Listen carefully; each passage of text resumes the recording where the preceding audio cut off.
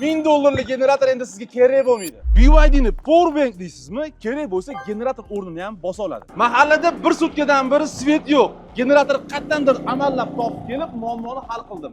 Lekin agar sizda generator bo'lmasa, buni sotib olishga imkon bo'lmasa, men sizga zo'r yo'lini o'rgataman. BYD'larning barchasida V12 funksiyasi mavjud, ya'ni mashinaning elektr quvvatini uy elektr tizimiga ulasangiz bo'ladi. Ketma-ketligi qanaqa bo'ladi? Buning uchun V12 kabelni birinchi bo'lib mashinaga ulab olamiz. Uyingizni elektr tizimini tashqi tizimdan o'chirish esdan chiqmasin. Ikkala tarafi vilkadan iborat uzaytirgich kerak bo'ladi. Bitta uchini uy tarmog'iga ulaymiz, ikkinchi uchini bo'lsa V12 kabeliga.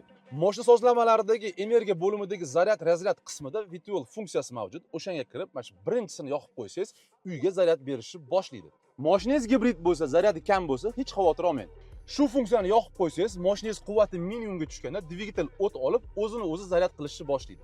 Ya'ni sizga $1000 generator kerak bo'lmaydi, shovqinsiz tok bor. Elektr quvvatini ko'p iste'mol qiladiganlardan foydalana olmasangiz ham, sizga kerakli bo'lgan muzlatgichdan, yoritgich va televizordan va eng asosiysi uyingizni isitish tizimini bemalol ishlatsangiz bo'ladi. Video foydali bo'ldimi? Obuna bo'lishingizga yana nima kerak? Shunaqa videolarni o'tkazavermaslik uchun obuna bo'lish esdan chiqmasin.